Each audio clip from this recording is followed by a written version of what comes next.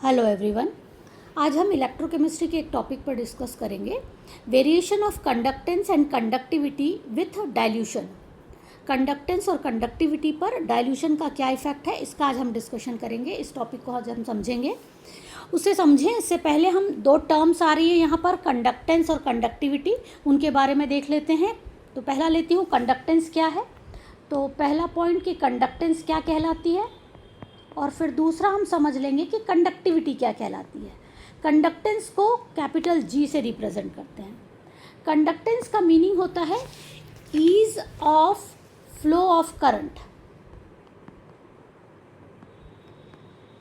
Ease of flow of current, आसानी से current को बहने देना क्या कहलाता है, कंडक्टेंस कहलाता है। ये प्रॉपर्टी कंडक्टेंस कहलाती है, कॉल्ड कंडक्टेंस। मतलब आसानी से करंट बहने दे, ये प्रॉपर्टी कहलाती कंडक्टेंस।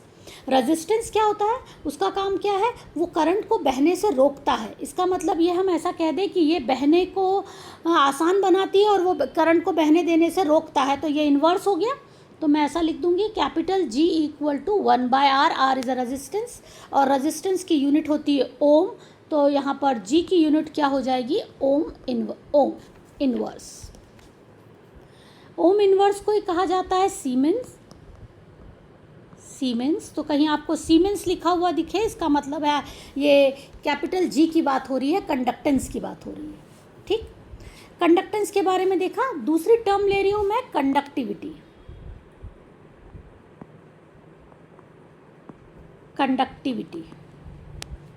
कंडक्टिविटी क्या है, कंडक्टिविटी में है conductance of 1 centimetre cube of conductor.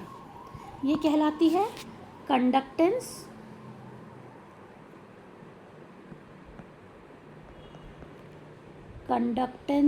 Of 1 centimetre cube of conductor. इसे कप्पा से रिप्रेजेंट करते हैं, थोड़ा के को घुमा के लिख दिया जाता है, कप्पा से रिप्रेजेंट करते हैं इसे। Conductance of 1 centimetre cube of conductor ही क्या कहलाती है, कंडक्टिविटी कहलाती है। इसे कप्पा से रिप्रेजेंट करते हैं। जो कप्पा होता है वो रजिस्टिविटी का इन्वर्स होता है। तो मैं लिख रही हूँ कप्पा किसका इन्वर्स है, रजिस्टिविटी, और रजिस्टिविटी का सिंबल है रो। ये है रजिस्टिविटी।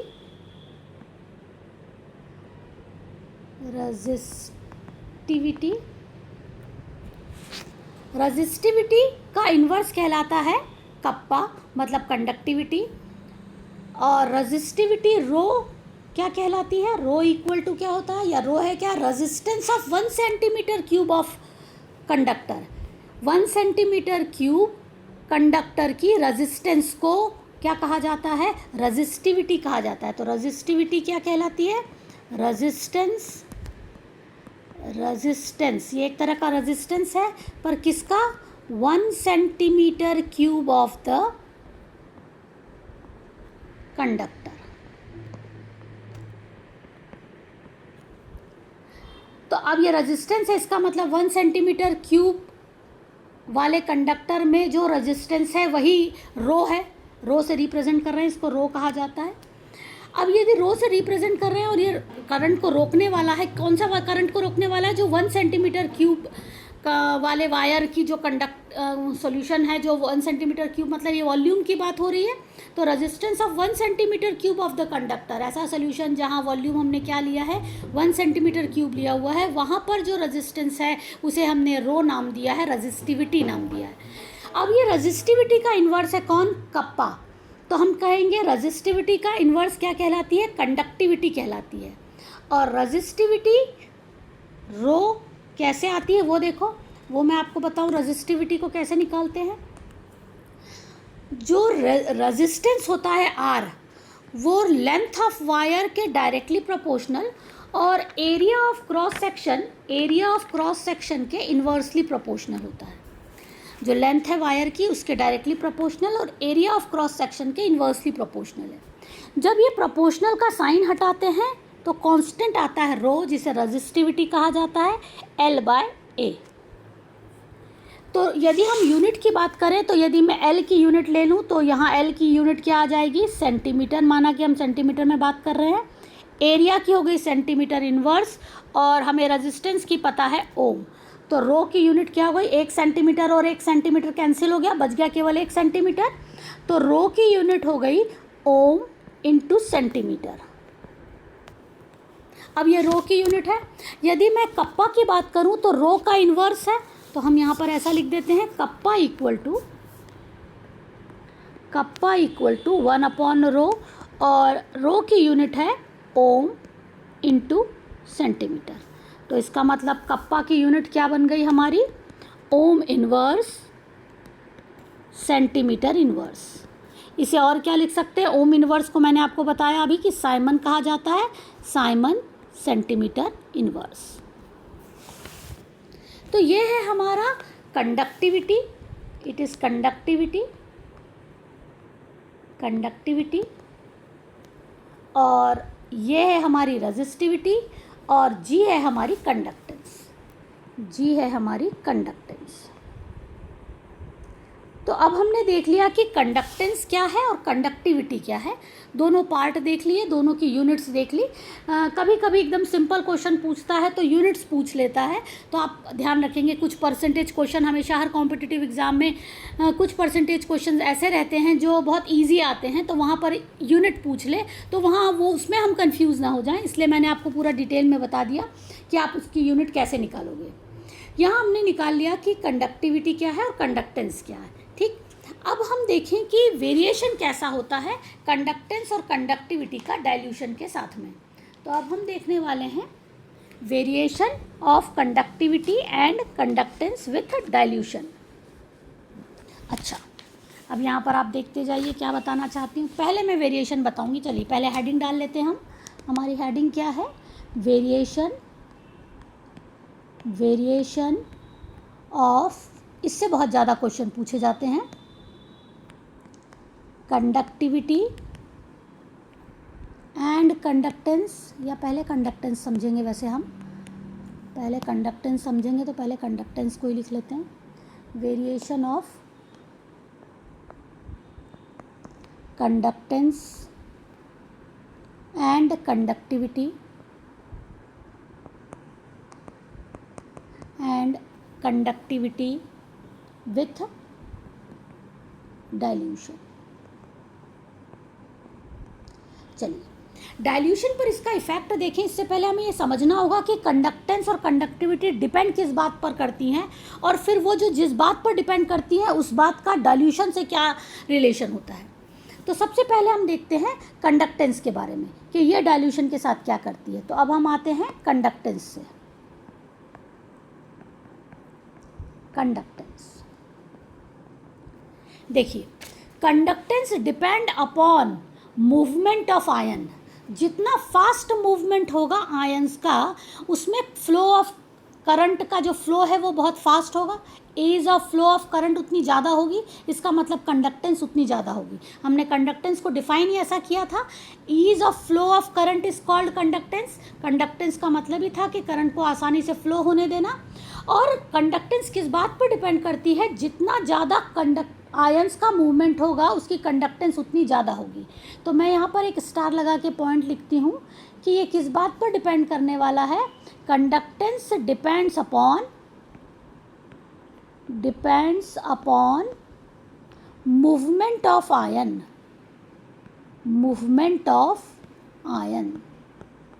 जो सॉल्यूशन में आयंस हैं उनकी मूवमेंट पर डिपेंड करती है। ठीक, अब यहाँ पर हमारे लिए दो पॉइंट आएंगे, एक होते हैं स्ट्रॉन्ग इलेक्ट्रोलाइट और दूसरे होते हैं वीक इलेक्ट्रोलाइट। तो वीक इलेक्ट्रोलाइट की कंडक्टेंस डाइल्यूशन से कैसे अफेक्टेड होगी और स्ट्रॉन्ग इलेक्ट्रोलाइट की कंडक्टेंस डाइल्यूशन से कैसे अफेक्टेड होगी। तो यदि मैं स्ट्रॉन्ग इलेक्ट्रोलाइट की बात करूं तो स्ट्रॉन्ग इलेक्ट्रोलाइट की कंडक्टेंस यदि हम डाइल्यूशन बढ़ा दें तो कंडक्टेंस इंक्रीज हो जाती है। ठीक, अब वो क्यों इंक्रीज हो जाती है उसको समझते हैं। तो मैं पहले लेती हूँ फॉर स्ट्रॉन्ग इलेक्ट्रोलाइट।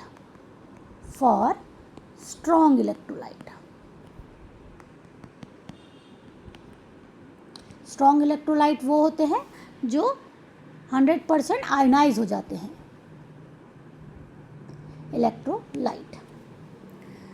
देखिए, for strong electrolyte with increase in dilution force of attraction between ion decreases. जैसे ही आप डाइल्यूशन करोगे, उसमें पानी डालोगे किसी सोल्यूशन में, आपने कॉन्सेंट्रेशन को कम कर दिया या फिर कह दो पानी को आपने बढ़ा दिया, डाइल्यूशन को इंक्रीज़ कर दिया।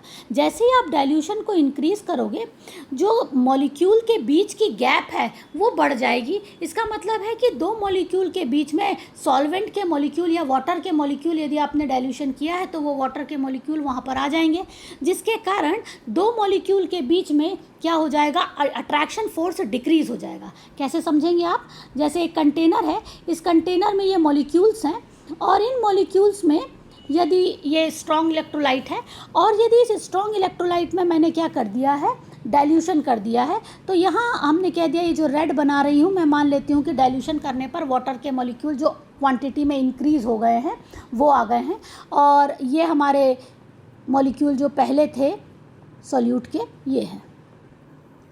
तो अब हम क्या देखेंगे कि जो सॉल्यूट और जो सॉल्यूट के पार्टिकल है इनके बीच की गैप बढ़ जाएगी, क्योंकि बीच में कुछ और सॉल्वेंट के पार्टिकल आ गए हैं, मतलब डाइल्यूट हो गया है। तो यहाँ डाइल्यूशन के कारण कुछ वाटर के मॉलिक्यूल या डाइल्यूटेड पार्टिकल्स आ गए हैं, और इस डाइल्यूटेड पार्टिकल्स के कारण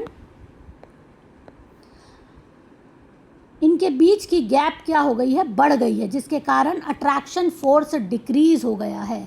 तो मान लो कि ये दो मॉलिक्यूल के बीच की बात कर रही हूँ, तो यहाँ बीच में वाटर का मॉलिक्यूल या डाइल्यूशन करने से जो सॉल्वेंट का मॉलिक्यूल आ गया है, उसके कारण इस ए और बी के बीच की गैप बढ़ गई है, और इस ए और बी की गैप बढ़ जाने के कारण इनके बीच फोर्स ऑफ अट्रैक्शन डिक्रीज़ हो गया है। और फोर्स ऑफ अट्रैक्शन डिक्रीज़ हो गया है तो हम कहेंगे स्पीड उनके मॉलिक्यूल की क्या हो जाएगी, बढ़ जाएगी। जो आयंस थे, जो एक मॉलिक्यूल और दूसरे मॉलिक्यूल्स के जो आयंस बन रहे थे, तो या हम कह दें या मॉलिकुलर फॉर्म में है या आयनिक फॉर्म में है, तो वो जो आयंस का मूवमेंट था वो बढ़ गया, क्योंकि उनके बीच की गैप बढ़ गई है। और गैप बढ़ गई है तो इसका मतलब ए मॉलिक्यूल को बी मॉलिक्यूल के बीच की दूरी बढ़ गई है, तो यहाँ से यहाँ तक के लिए ज़्यादा जगह मिल रही है, तो फ्री अवेलेबल स्पेस इंक्रीज़ हो गई है।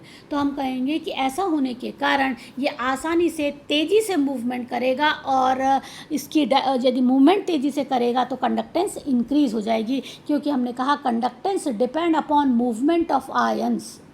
किस बात पर डिपेंड कर रही है, किस बात पर डिपेंड कर रही है, मूवमेंट ऑफ आयन पे। तो ये पहला पॉइंट मैंने लिया था इसमें कि फॉर स्ट्रॉन्ग इलेक्ट्रोलाइट्स। तो यहाँ हमने क्या कहा कि डाइल्यूशन इंक्रीज करने से, तो मैं ऐसा लिख देती हूँ, डाइल्यूशन इंक्रीजेस तो क्या होता है, force of attraction, force of attraction between ions, molecule तो नहीं, ions, force of attraction between ions decreases, जिसके कारण स्पीड ऑफ आयंस इंक्रीजेस। और स्पीड इंक्रीज हो गई, इसका मतलब डेल्टा जी, या ऐसा भी लिख सकते हैं हम अलग से, delta G increases with increase in dilution। Clear? Dilution बढ़ाने से डेल्टा जी इंक्रीज़ हो जाती है, क्योंकि बीच में सॉल्वेंट के पार्टिकल आ जाने के कारण उनको खाली जगह मिल जाती है, अट्रैक्शन फोर्स डिक्रीज़ हो जाता है और वो आसानी से मूवमेंट कर पाते हैं, स्पीड बढ़ जाती है। तो हम कहेंगे उनकी कंडक्टेंस क्या हो जाती है, इंक्रीज़ हो जाती है। फॉर स्ट्रॉन्ग इलेक्ट्रोलाइट का केस इंक्रीज़ हो गई। दूसरा लेती हूँ फॉर वीक इलेक्ट्रोलाइट, सेकेंड लेती हूँ for weak electrolyte, for weak electrolyte. Weak electrolyte का मतलब है कि जो जिनमें डिग्री ऑफ आयोनाइजेशन कम होता है, बहुत कम होता है, इसलिए हम इन्हें वीक इलेक्ट्रोलाइट कहते हैं। अब वीक इलेक्ट्रोलाइट में क्या होता है, जैसे हम पानी डालते हैं, डाइल्यूशन करते हैं, तो उनका डिग्री ऑफ डिसोसिएशन बहुत इंक्रीज़ हो जाता है, वो जल्दी जल्दी टूटने लगते हैं, क्योंकि एक्चुअल में वीक इलेक्ट्रोलाइट पूरे टूटे ही नहीं हैं। जब हम डाइल्यूशन कर देते हैं तो उनके डिसोसिएट होने की रफ्तार बढ़ जाती है, डिग्री ऑफ डिसोसिएशन इंक्रीज़ हो जाता है, और जब जो डिग्री ऑफ डिसोसिएशन इंक्रीज हो गया इसका मतलब नंबर ऑफ आयन्स बढ़ जाएंगे।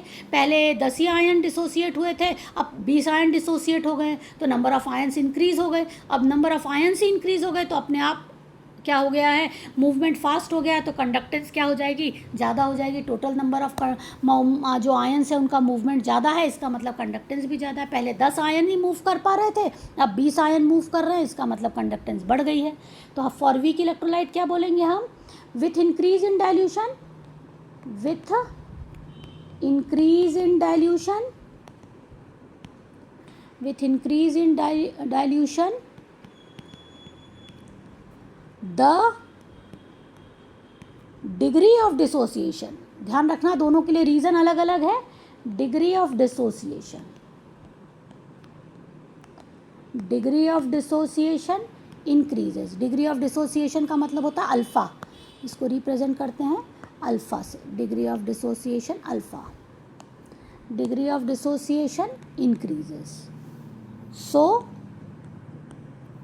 The conductance increases, conductance increases। क्या कहा हमने, डाइल्यूशन बढ़ाएंगे तो डिग्री ऑफ डिसोसिएशन, क्योंकि वीक इलेक्ट्रोलाइट होते ही वो हैं जो कम डिसोसिएट होते हैं। जब हमने उनमें डाइल्यूशन बढ़ा दिया, वाटर की क्वांटिटी या सॉल्वेंट की क्वांटिटी ज़्यादा डाल दी, तो उनमें डिग्री ऑफ डिसोसिएशन, टूटने की रफ्तार बढ़ गई। अब रफ्तार बढ़ गई इसका मतलब नंबर ऑफ आयंस बढ़ गए, और जब आयंस बढ़ गए तो ज़्यादा इलेक्ट्रिसिटी को कंडक्ट करेंगे, तो हम कहेंगे कंडक्टेंस क्या हो गई, इंक्रीज हो गई। क्लियर हो गई बात।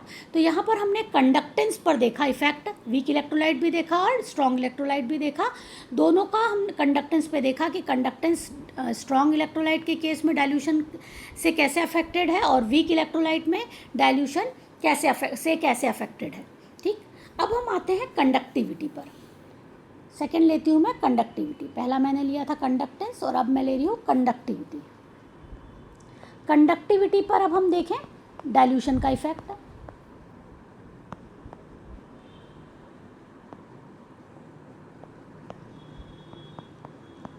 कंडक्टिविटी पर हम डाइल्यूशन का इफेक्ट देखेंगे। देखिए कंडक्टिविटी क्या है, हमें पता है conductance of 1 centimetre cube of solution, यही कंडक्टेंस है। जैसे ही आप डाइल्यूशन बढ़ाते हो, अब यदि हमने डाइल्यूशन बढ़ा दिया तो अब आपका, मैंने डेफिनेशन क्या लिखाई थी आपको, कंडक्टेंस, इसकी डेफिनेशन की इंपॉर्टेंस बहुत है इसको अप्लाई करने में। Conductance of 1 centimetre cube of solution, यही कंडक्टिविटी कहलाती है। अब आपने डाइल्यूशन इंक्रीज किया, डाइल्यूशन को इंक्रीज किया, ठीक है।